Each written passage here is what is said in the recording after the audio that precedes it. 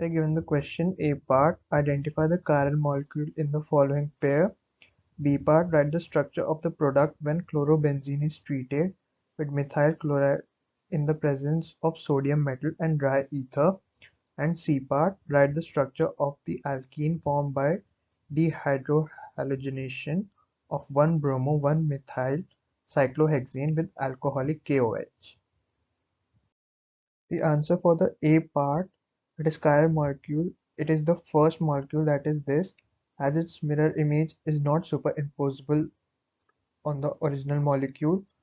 For the B part, it is simply the Wurtz Fittig reaction, which gives us the product as toluene plus 2NaCl.